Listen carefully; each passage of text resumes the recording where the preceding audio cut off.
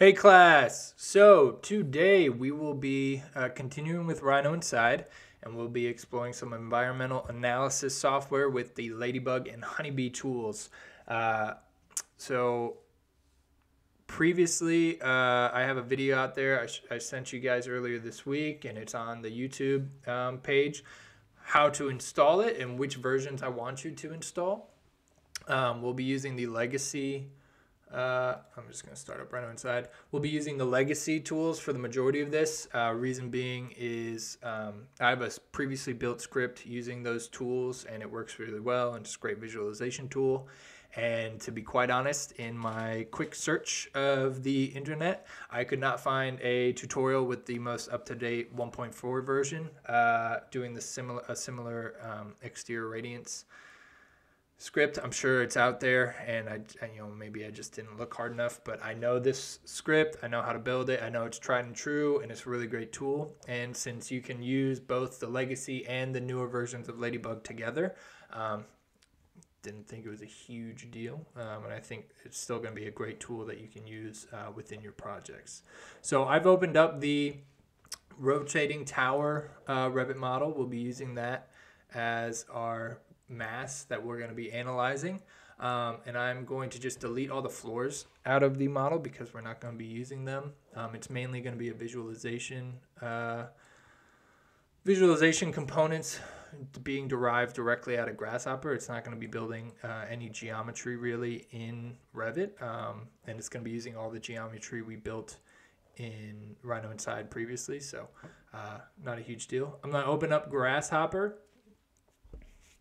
And before I open up my previous script, what I'm going to do is go up to the solution and disable solver, just because I do not want it generating the structure and the floors and the panels, the wall panels and all that. And as such, I'm going to highlight everything, hit Control Space, and disable the structure. And I'm going to go in, disable the majority of the, let's see, oh, I'm gonna uncheck that. The majority of the, and really you can, the main thing is just to disable the actual Revit components that would be generated. Obviously those take up the most computing power. And then I'm also gonna deselect some of this. Now you can choose not to, it's totally up to you. I'm just doing it from a simplicity standpoint. At level I don't need to do, but at floor I will, just this one single component though. So if you right click, enable. Really what you want to make sure to keep active is this loft right here. So this is the geometry that builds the skin, and because we're going to be doing an exterior solar radiation analysis of our building, we obviously want the skin because that's going to be where our sun is going to be hitting our building and where the majority of the solar heat transfer is going to be occurring. And so we'll keep that. And now that we've disabled all of the really heavy components, we can go up to solution and uncheck the disable solver. And then looks like we need to enable these guys. Oops. So let's enable these guys. Let's see. All right. So that's generating the loft now. Okay. So now that we have that, what I'm going to do is I'm going to first type in a cap holes. And I'm going to take this loft, I'm going to bring it down, and this is going to be, if we look at this is going to be the geometry that we're going to analyze and run the solar radiation analysis on. So I'm going to drag it down here. So we're going to build our Ladybug script below all of our previous script. And to start off, it doesn't look like I have bifocals on, so I will turn that on just for you guys. All right, so first thing we're going to do now with the previous version of Ladybug, you have to turn on what's called Ladybug _Ladybug. All right, so this is an underlying piece of script, a piece of code that essentially then generates all of the rest of and allows the rest of the Ladybug components to run. You can obviously read the entire definition of it here, but I'm pretty sure in the newest versions of Ladybug you don't need this. It's in the background, but in these earlier legacy versions you will need that. So we're going to plant that right there. And then the first thing we're going to do, we'll just pull this down a little bit. First thing we're going to do is import our EPW file. So the EPW file, like I had mentioned in the previous video, the installation video, the EPW files, if you just type in EPW files to Google, it's the first one here, and then you can go in here. It's a big map of the world, and all of these points represent different parts of the world that you can grab different weather data from and utilize to then generate your scripts, right? It takes all that information and then applies it, to your project. So you can zoom in and select, or you can type in the top corner. And I don't know if you noticed, but this is a Ladybug specific website. And then you can grab here, just download from the DOE. It'll download to your folder. I already have it downloaded, and I can show you what that looks like in a second. So when you download it, save it to a place that you'll be able to easily navigate to, and then we're going to, in our script, type in file path, right click, and then select one existing file. It's going to bring up your browser, and then navigate to that place that you saved it. I downloaded Charlotte because it's fitting, we're in Charlotte, and double click in here. Now this gives me 4 different file types. What we're going to select is the EPW file. All right, and then we're going to type in import EPW. So this is the Ladybug. Oh, and make sure, this is why I had, import EPW. Make sure you do the Ladybug import, not LB, but Ladybug. Okay, plug that in there. It's gonna run a bit. So now all of these are filled in: wind direction, wind speed, relative humidity, all that. All that information for the entire year, an average year, is currently in your file now that you can use. So once you have that, the first thing that we're going to generate, let's see, the first thing we need to generate is a analysis period. So we have this information, but what we need to do is specify the period in which this information is going to be utilized. So if we type in, and it'll be easier if I show you, analysis period, Ladybug. No. Type in Ladybug analysis period. There we go.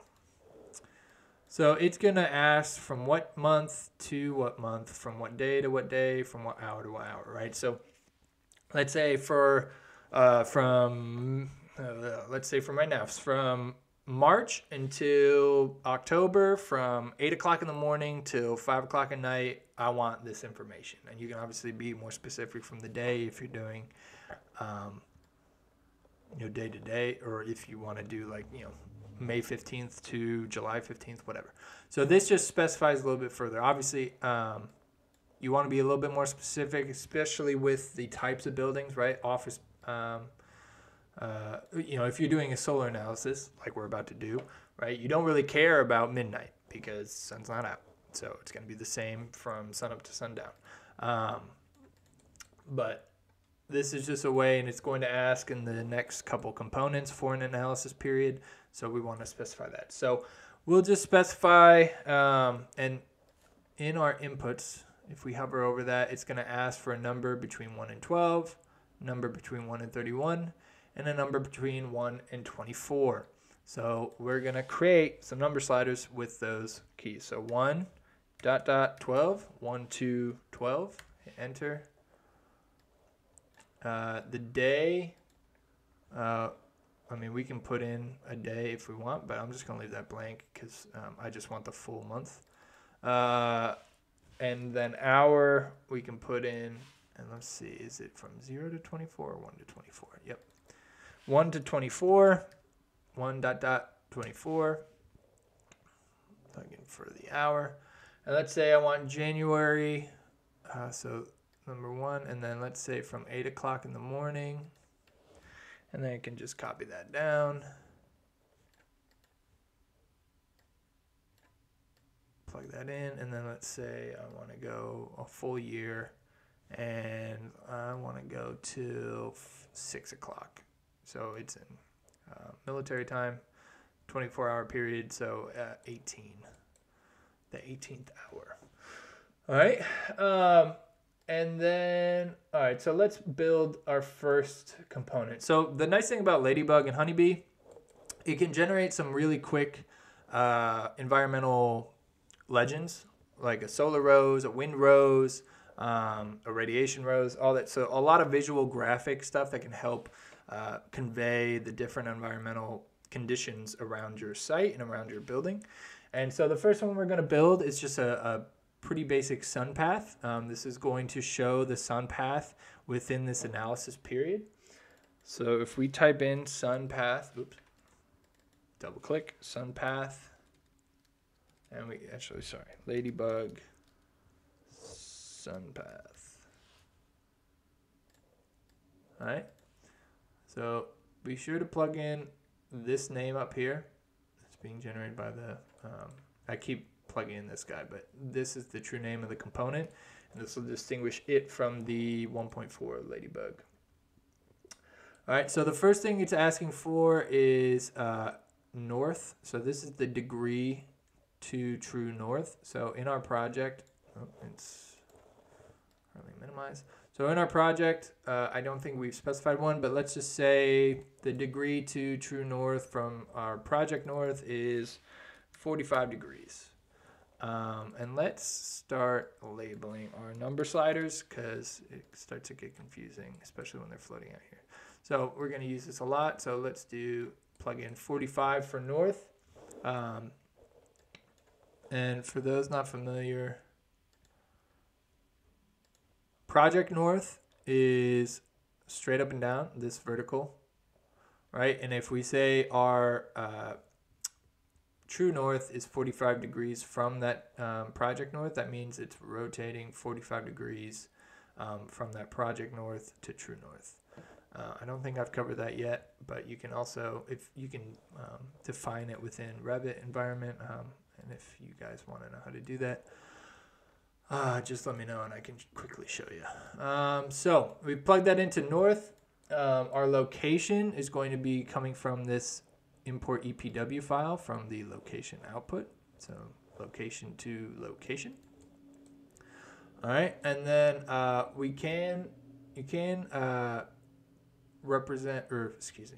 you can do the hour and day month here, but since we've built this analysis period, and this analysis period we're going to use in a couple different Ladybug components, we're just going to plug this analysis period into here, and that covers the period that we want to utilize, and then that should be it. It's going to start generating the sun path. Give it a minute.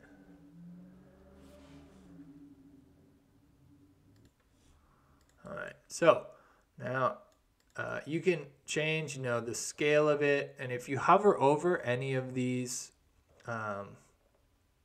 inputs, especially with these more involved and, to be honest, hand-built components, they tend to give you a pretty good definition of what the input is and what it's looking for. So it'll give you exactly what the default scale is, and then what kind of information to input it. Just like down here, our month is asking us from a number between 1 and 12, same thing.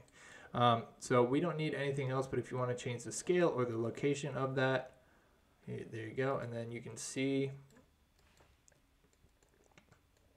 gives us this rose. And then if we zoom out a little bit, now we can see, so we can see our true north is 45 degrees from the project north. And now we have a good visual representation of our sun path. All right. So that's one. We can also do a windrose, like I said previously. So we're going to type in Ladybug, windrose.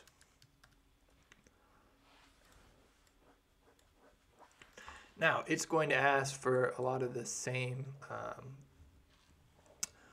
information. So true north, I'm going to go right there. And then our analysis period, we're going to plug in here. Plug in.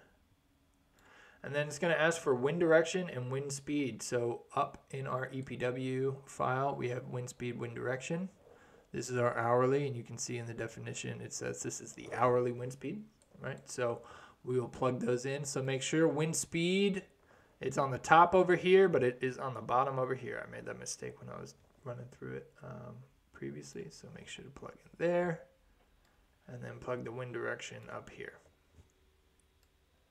All right, so we have those plugged in. Now, unlike here, where it doesn't have a run it component, here it is going to ask you for one. So run it, especially on the components that are going to take a lot of time to generate. It's going to ask for a Boolean toggle, a true false, whether or not you want it to run.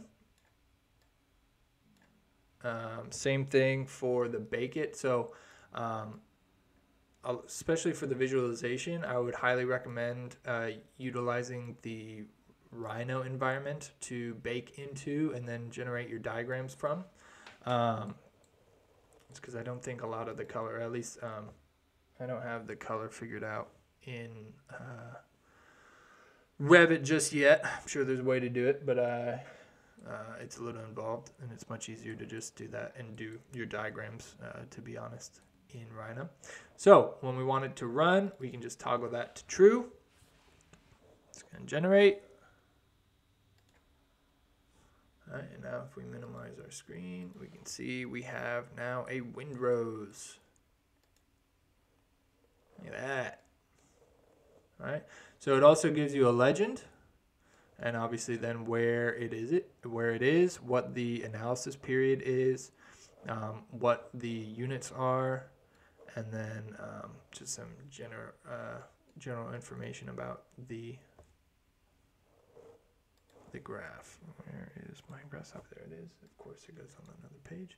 All right, and then you can get some information out of these components.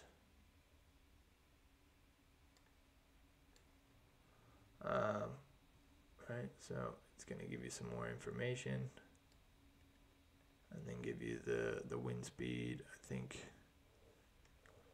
probably it's on an hourly basis. So starting from the 1st of January at 8 o'clock and ending at December 31st at 6 o'clock, it gives you an hourly wind speed in meters per second. I don't know what I was doing.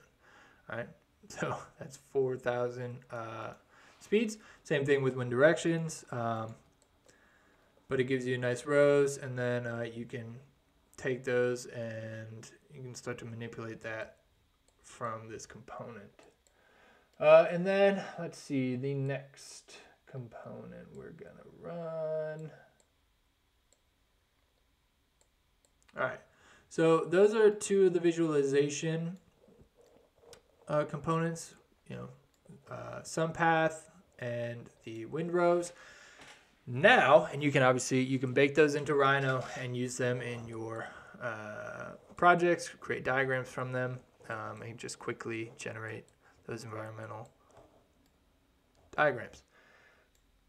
Now, what we're going to do is we're going to get into the radiation portion, the radiance portion of the radiation, excuse me, portion of the script. And this is where we can do a lot of cool stuff, a lot of visualization, especially with our specific geometries. These two diagrams up here are just based off our location only. Now we're getting into the geometry. And before we get into the geometry, we have our base. We have our base geometry here.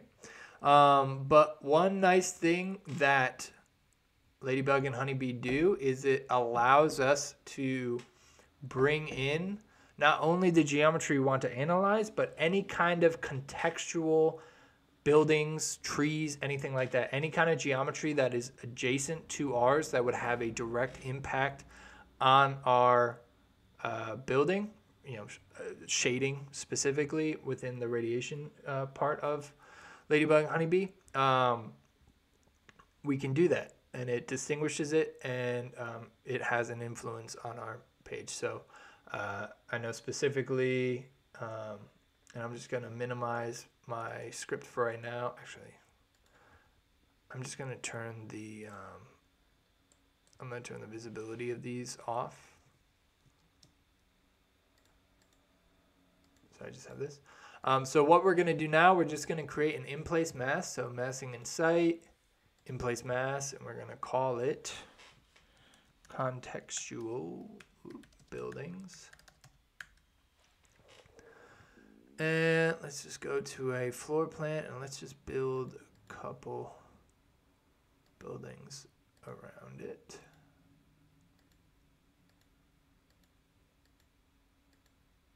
Obviously, this is not super accurate, but I just want to give you a good sense of what the context building's impacts would be. So let's just create forms out of this. We can just drag it to random heights.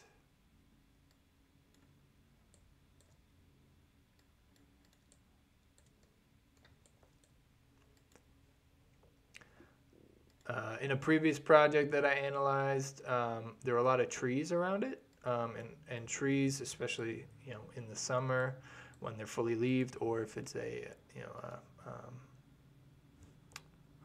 it's not deciduous, it's the opposite.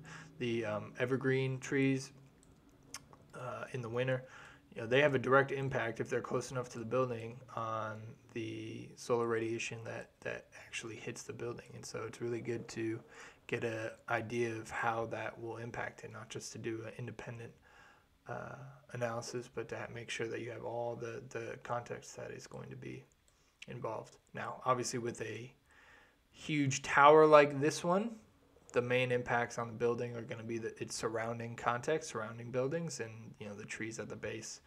In the grand scale of this is not going to be a huge impact. So we'll hit finish mass once you're done modeling those contextual buildings, and then we can go back to our script. And underneath our cap holes, we can build our geometry. So we're going to hit category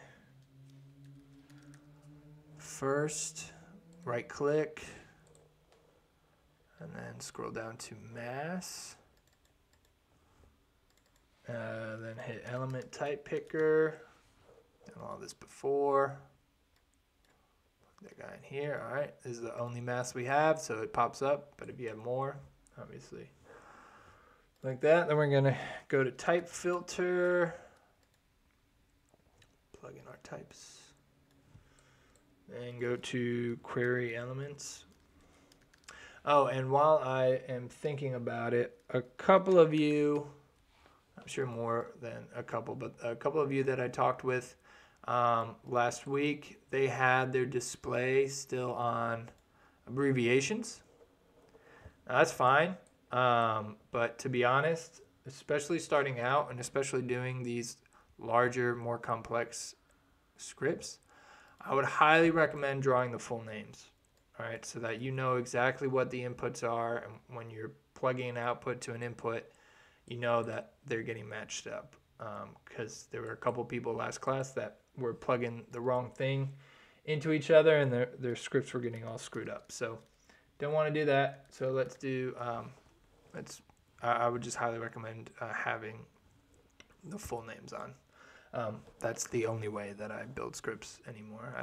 I can't remember what the abbreviations stand for. So let's do element geometry. Plug in there. All right. So now we have our geometry, our mass, our context in our script. And one thing I don't think I've shown you guys, if you know this, disregard, but on certain inputs and outputs, especially with this one being dragged all the way down here, you can right click, hover over wire display, change that to hidden. So now you don't have a wire crossing your entire script. Now if you select that component, it will pop back up so you can see where that input is being pulled from. But I personally, if I have wires going a really long way, I tend to turn that hidden wire display on so that it's a little easier to see. All right, so now I have the context in. I have my geometry I want to analyze. So I'm going to run an initial radiation analysis. So if we type in Ladybug radiation analysis, this guy right here.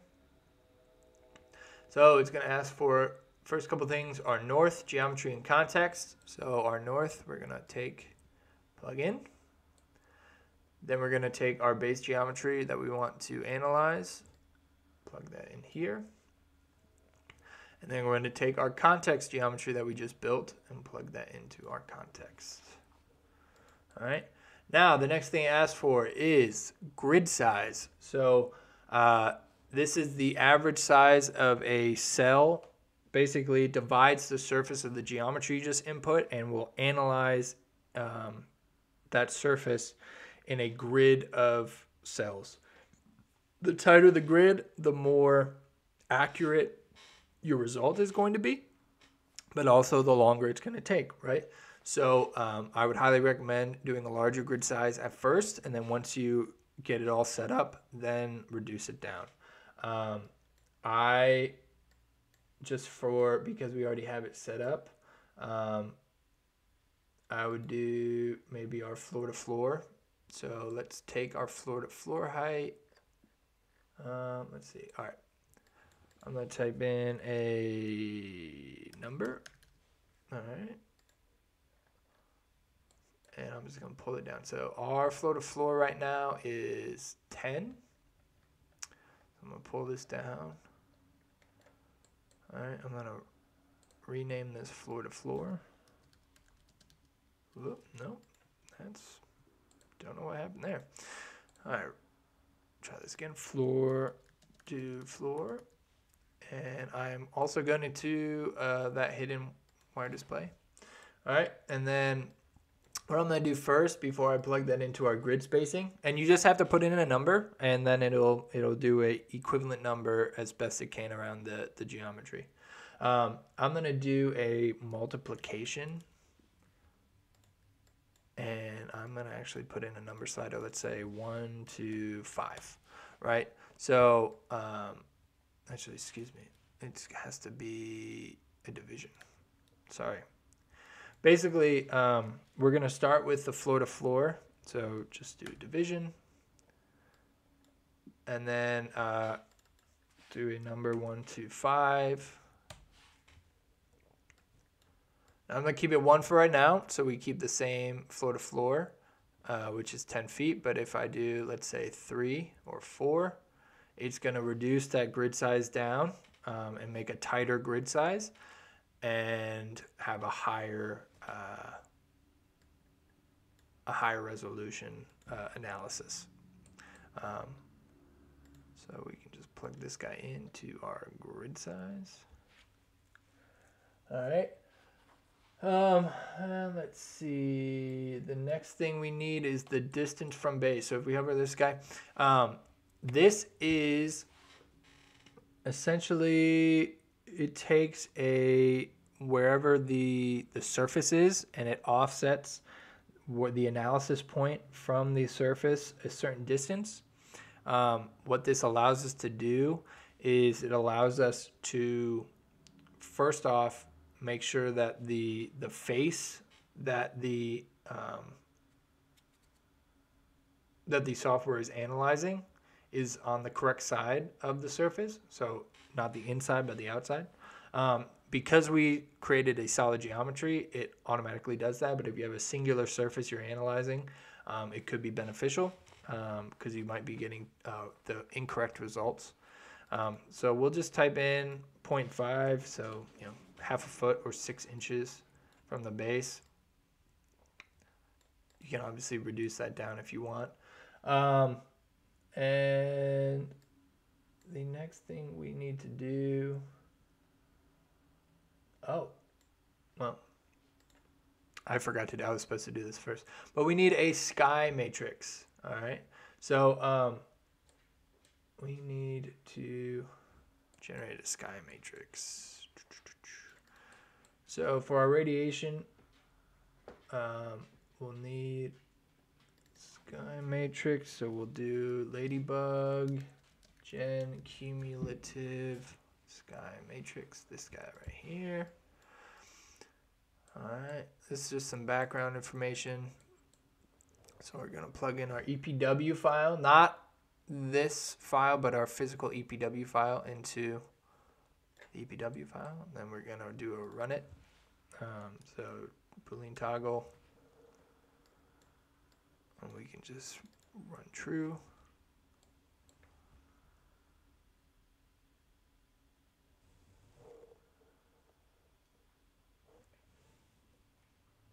All right, now we have that. So the sky matrix, it's just a component that will take the EPW file and generate a total radiance for that location, sky radiation, that you can then apply to the radiation analysis. So then we'll do a Ladybug select sky matrix. There we go, Ladybug select sky matrix.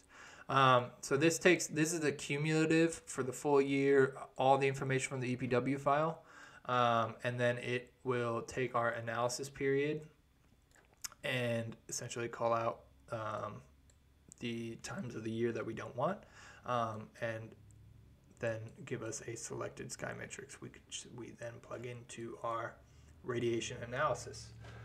All right, then what we can do is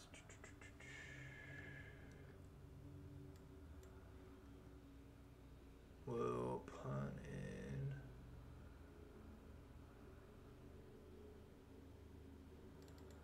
true, so we'll do a toggle. Sorry, got distracted. For parallel, we want to turn that to true.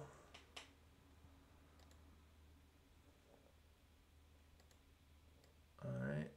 This is if you have multiple CPUs, which I do. So,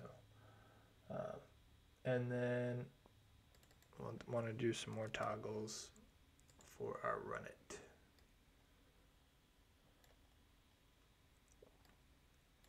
All right. I believe that's it. So if we toggle true and wait a little bit, pretty quick. So then if we minimize this, you can now see that we have radiation on our building, how it is radiating off our building, and gives us a nice color legend, color key to determine how much radiation that's actually applying to the building. If you go to your Rhino.Inside, just go to an open viewport. A little bit nicer. And let's do, if we go back to our script, if we right click and bake this, and then turn off our script, you'll bake the mesh with the grid spacing that we specified in there. And if you turn this to a rendered, you have that color information in there. All right. And you can start to see how our geometry, our context buildings are starting to influence that building, right? If we close, actually, let me delete this guy. If we close our viewport, open up Grasshopper again, or actually stay on our Revit, you can see buildings are starting to have an influence. If we let's hide these guys right now. If we open back Grasshopper and we disconnect our context, you can see this entire face starts to light up yellow, right? Before it was pretty blue. So those context buildings and the shade that they throw have a direct impact on your building. So make sure that you are accounting for that when you're building your projects. Another way we can visualize, so this is obviously the base geometry, how much radiation it is occurring on the facade. What we can do for a little bit better visualization of the base radiation is we can do a similar thing to the wind rose, but it's called a radiation rose. It's similar. If we type in Ladybug radiation rose, so it's going to give us pretty much the same information it's plugging here, but it's just going to ask for the north arrow or the north angle, the selected sky matrix, context that we have, and then toggle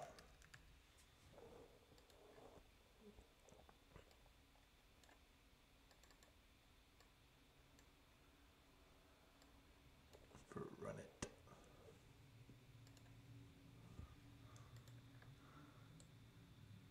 So now with that context, we get a good visualization of how much radiation is actually influencing our building. So visually, we have a three-dimensional representation of that, and also a two-dimensional representation of that, and how the orientation is affecting that building and what facades are being affected.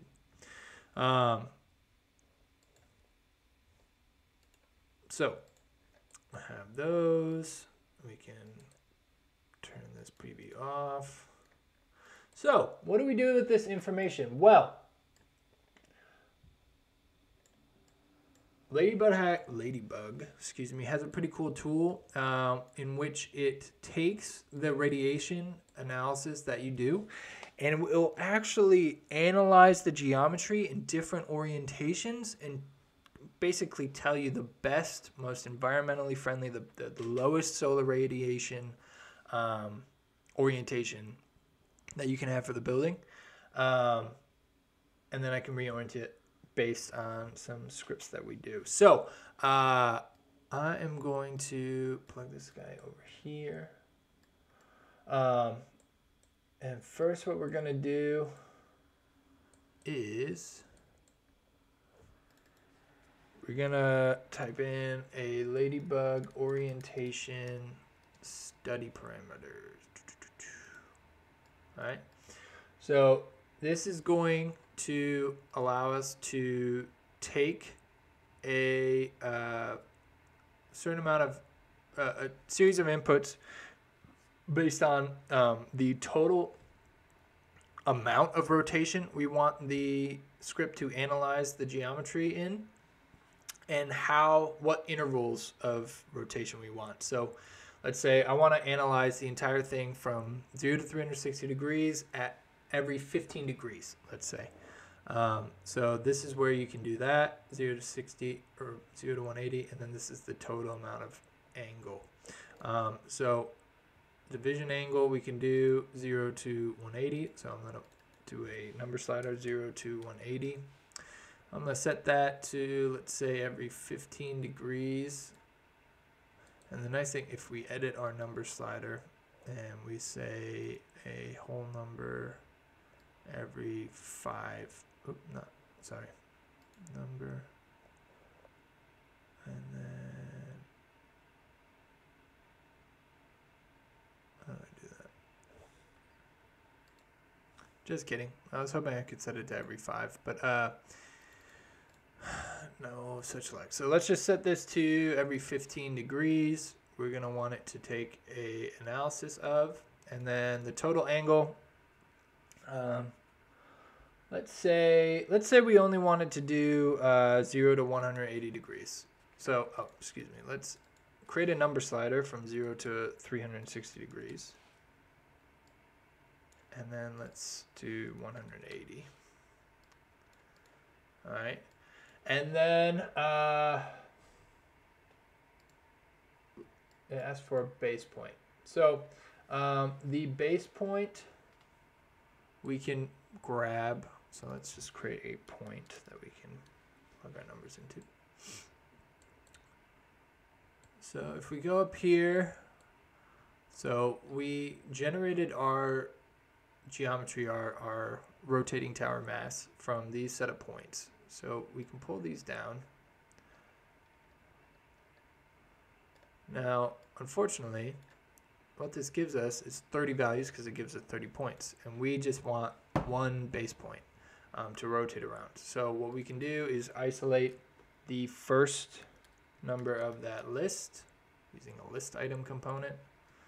Use that Control-Shift to pull this guy back up here. It's already at 0, but I'll just plug one in just for visualization. You can plug that in here, and then plug this base point in there.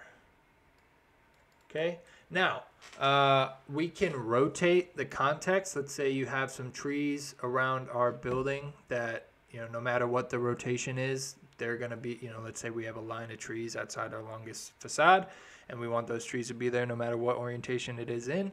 We can rotate that context. Now, our context here are adjacent buildings, so they ain't going to move. So we will keep that there, and then let's toggle that true. Let's run the study. All right, so this is going to give us an output that we can then use in another radiation analysis. So we're gonna preview that guy. We're gonna type it. Actually, you know what we can do? We can copy and paste this down.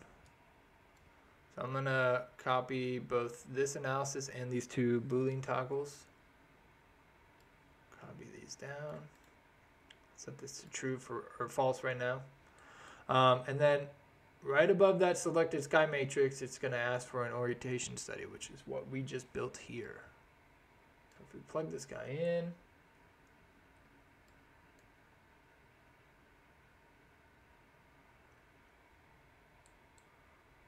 now we could run this analysis. Now, actually, let's do that. Turn that to true.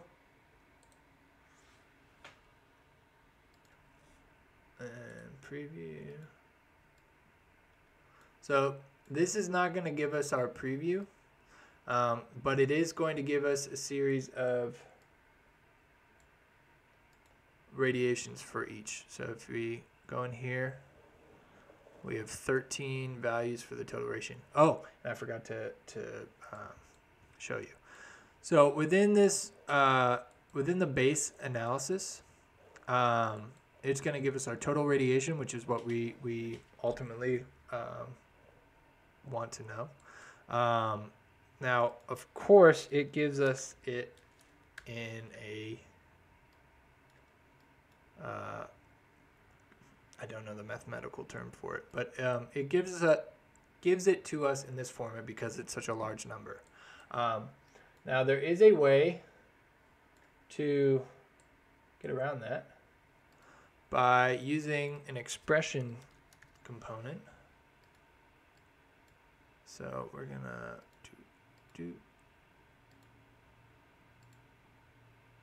we're gonna give a plus plus. So So we have an XY. Actually, we only need an X, excuse me.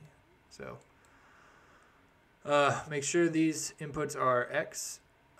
You can also right click and change the name of it. But basically these inputs, this is an expression. So you can write, if you double click on the expression, just double click here. You can write any mathematical formula you want, or to an extent. If you get really crazy, if you're a crazy mathematician, you might not be able to do every one, but especially within my skill sets, you can write whatever mathematical equation you want. And so what we're going to do is we're going to delete the y out of here, and we're going to delete the 1. And we're going to put quotation mark there. So format, parentheses, quotation, don't know the name for this one, but the funky pointed parentheses, 0, pointy parentheses, close, quotation mark, close, comma, space, X, and parentheses. When we do that, now you got to make sure that this, at least the X, matches the input, because this is what it's going to be pulling from. X is just a variable. And so when we plug the total radiation in here, and then copy this panel over, this does is it converts it into a full number. All right, and then the units of the radiation are in kilowatt hours. Okay, so that is the total radiation for our base analysis. Now what we're going to do is copy this down, plug this guy in. All right, so now what this does is, given our orientation parameters here, our orientation study parameters, it has rotated that mass around 180 degrees every 15 degrees and given us a total radiation for those orientations. Now, first off, I'm going to get ahead of this. They do not change that much. I will admit that. The reason for that is because if we look at our geometry that we have right now, it's relatively symmetrical. It's the same profile, rotated around 180 degrees. So as you rotate it around, the geometry doesn't fluctuate that much. It does fluctuate, and there is an orientation in which we have a lower total radiation, but it doesn't fluctuate that much. If you have a very asymmetrical building, your totals are going to fluctuate. And for a typical office building that we did, I did an analysis on, we had like a 20% reduction from this. So just want to show you, this is what we're going to use. We're actually going to use this information to then rotate the building to its most optimal orientation. However, there is one flaw, not necessarily a flaw, but there is one issue with what we have currently, is that it is taking our base geometry and it's taking its initial orientation and rotating it 180 degrees. Now, in certain instances, you're not going to be able to do that. You're going to want to take its initial orientation and you're going to want to take it from 90 degrees to negative 90 degrees, right? Depending on your site, you might have an optimal location and you might only be able to rotate it back and forth within that location, 10, 20 degrees either way. And so to get around that, what we're going to do is we're going to actually, there we go. We're going to take, where is it? Sorry, I'm trying to back up in my reference.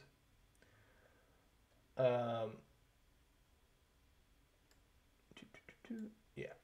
So we're going to take the values that we use to generate our orientation parameters from. Just going to move this around a little bit. Make sure to keep your scripts organized. So we're going to actually take the initial geometry and we're going to rotate it essentially back 90 degrees. So we're going to take this total rotation number, we're going to divide it by 2. So we're going to take half of that total angle, and we're going to rotate the initial geometry, so our base geometry. We're going to rotate that. We're going to make sure to right click on our rotate angle input, change it to degrees. Remember, it defaults to radians, so we got to make sure that we change it to degrees. And then we are going to rotate that geometry, and we're also going to use this base point as our base plane to rotate around. Remember, points can be used as planes, utilizing an XY, uses the XY world value, and uses the point as the origin point for that XY. I'm getting too involved in the weeds. Anyway, and then we're going to take that geometry. So essentially we are rotating it back 90 degrees. And then when we plug that into our new radiation analysis that analyzes all of those different orientations, it's going to start 90 degrees back and then analyze it 180 degrees to the other side. And obviously, if we upgraded, updated, our total degree we want analyzed, so let's say 270 degrees. Now it's going to rotate even further back.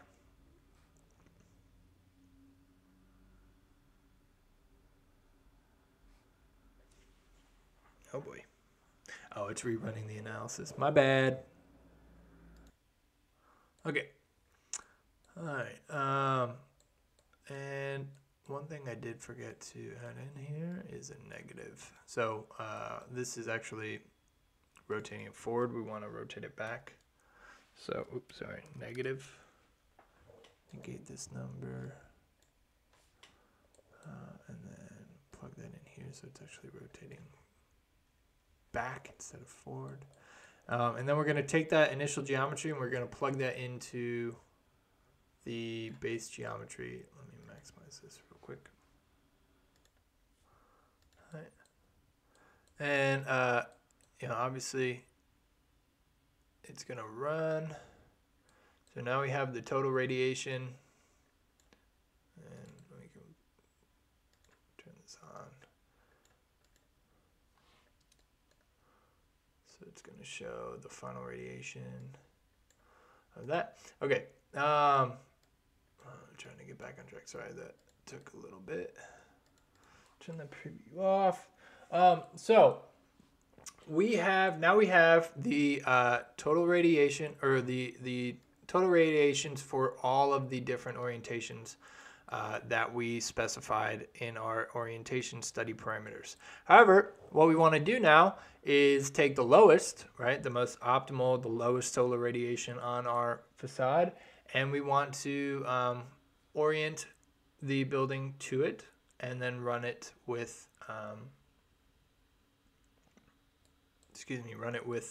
the solar analysis one more time to get a good visualization of that orientation. So what we'll do is we'll take this total radiation and we will use a sort list component. What this is going to do is it's going to take the total solar radiation and it is going to attribute these variables with a set of these variations. Sorry. So we need to, what I'm trying to do right now is essentially pair up the specific rotation angle of each of these outputs, right? So this will be 0 degrees. This should be 15, 30, 45. So I'm going to now create a domain which I can then attribute and plug in here, and it will pair up the degree with the radiation. Let me just do it, and then it should give you a much better understanding. So let's do construct domain. All right. So, and now we could just plug in 0 and then 270, but what we actually started with is we started our rotation at -135, and since we're going to be using this to then rotate our geometry to the most optimal, we want to make sure that it starts at the same place. So we're going to do start, which is at -135, and then we're going to put our end. Actually, our end is going to be here, 135. So it's going to be -135 to 135. And then we're going to create a range. Our domain is going to be -135 to 135, or whatever it is, -180 to 180. And then we're going to do steps. So our steps is going to be every 15 degrees, right? And so we'll want to do how many steps those are. So we can do a division. And we'll plug in our total amount of degrees traveled, which is 270, and divide it by 15 degrees. And so now we have 18 steps. Same thing here. We have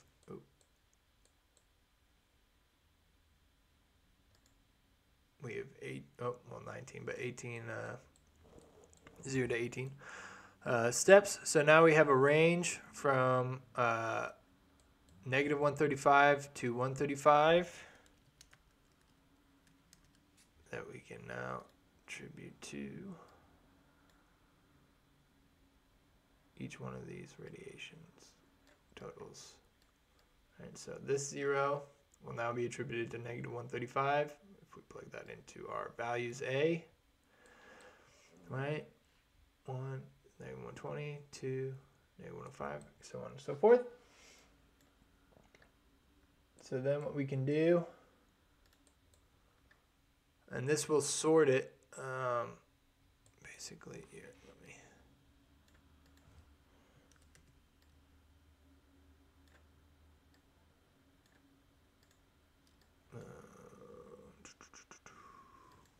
Let me copy and paste this so it gives you a true numeric value or a full numeric value. Okay. So now what this is doing is it's sorting it from a minimum value to a maximum value based on the keys, right? So I failed to mention that, but so it's taking all of these keys, associating it here with these degree values. Then it's going to sort these keys from a minimum to maximum value.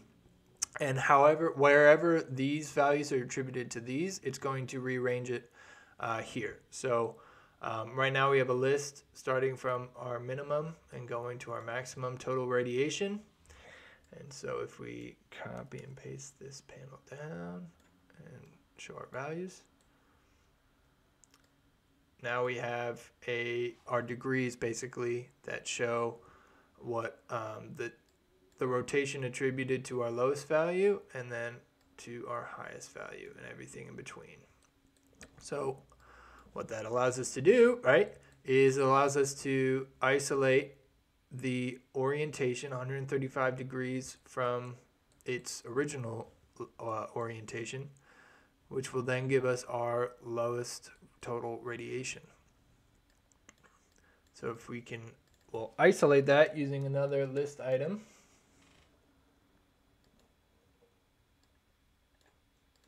And it defaults to 0, but again, for visualization, I'll list 0.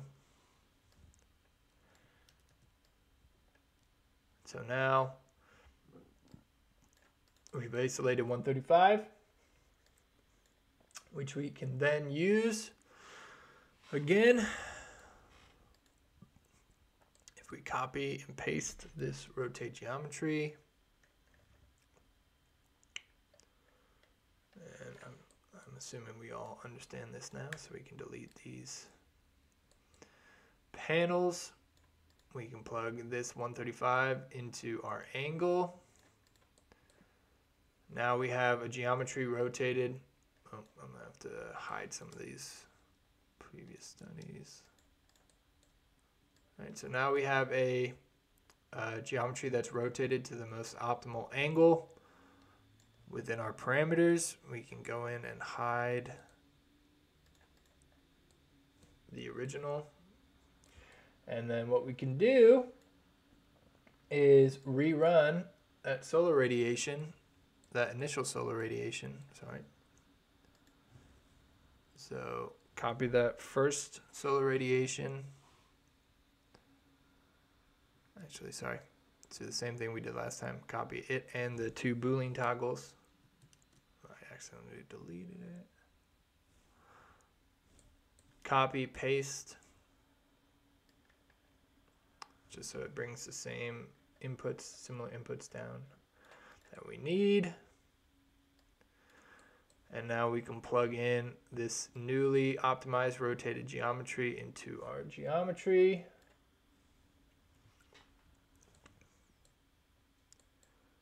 And now we have, oh, I gotta turn the visibility on.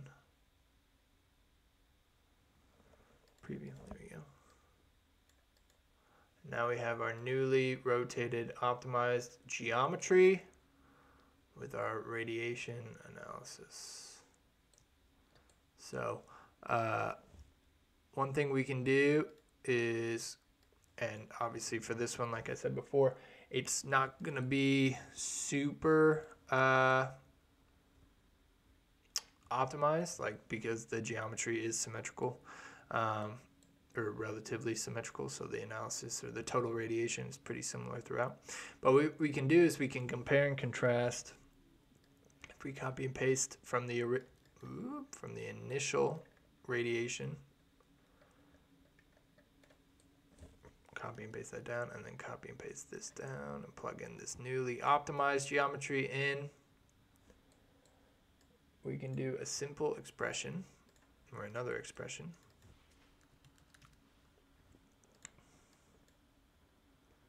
And I just like to subtract these out, so it's blank to start off. And basically, we'll divide the initial geometry by the final geometry's total radiation and see what percentage savings we can get. So we can do a 2 parentheses x divided by y minus 1 multiplied by 100. That will give us a whole percentage. And then if we go in, we hit plus and then plus again, give us our x and y. I'm saying that, oh, I did not close. No, I fully closed it. What is this?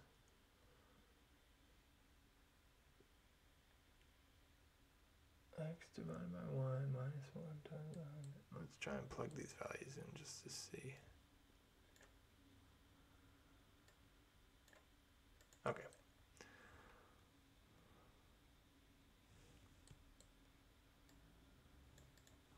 And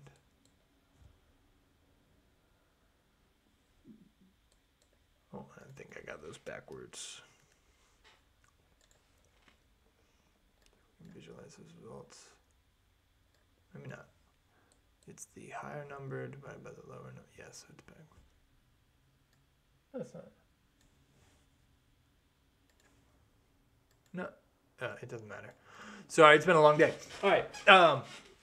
So what this is showing you, like I mentioned previously, these aren't very different numbers. And so in reality, you're only getting a 0.27% savings with these two orientations. So to be quite honest, overall, probably not worth it. If one orientation works better than the other, then in a real project, you probably wouldn't change the orientation. But like I said, if you have a very asymmetrical building, a long, skinny building or whatnot, you know, the different orientations can really have a pretty significant effect and a solid amount of savings.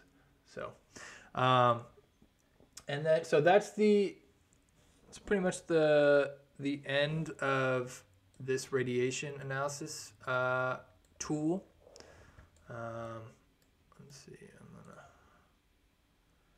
turn this wire display off so I don't have it.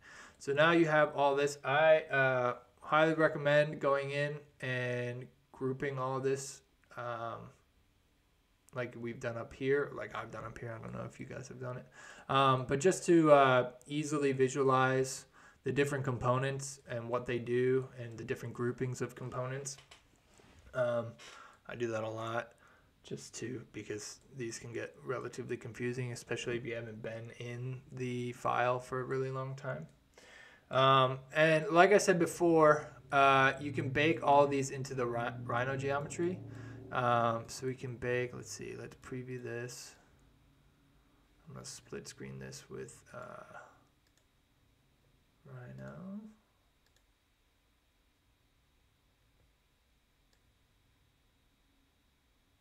If I can, where are you? There you go. So I can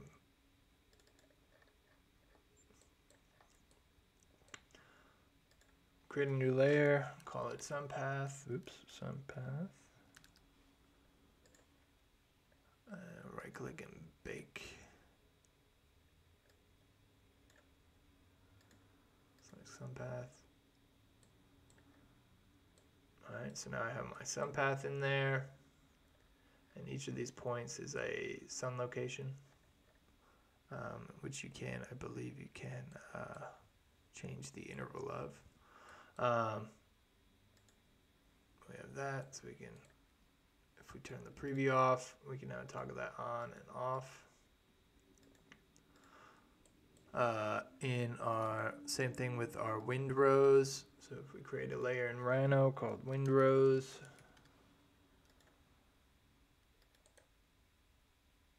bake it, press OK. If we turn the visibility off here, and you can also use the bake it function within the input. Turn that preview off.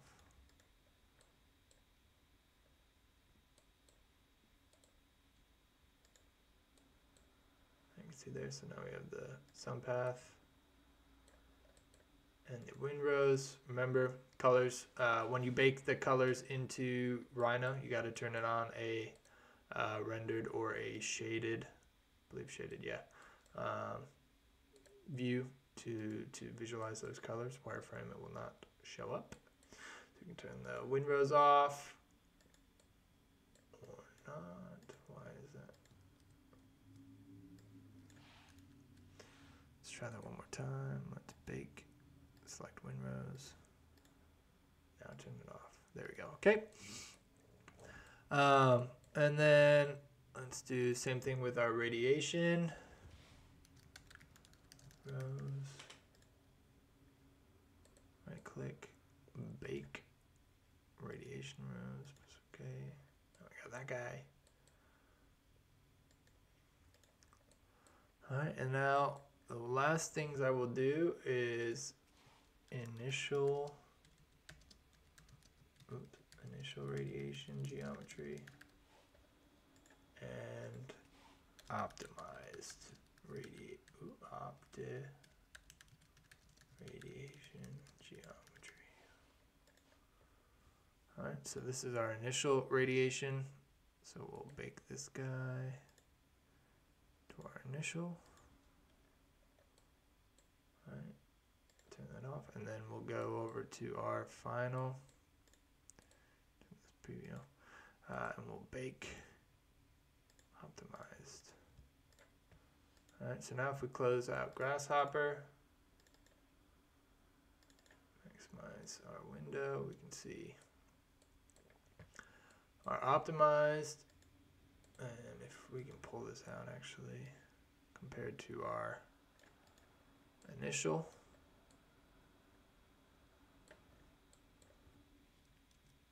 And then all of our different diagrammatic components. All right. That concludes this part of our environmental analysis section in our course.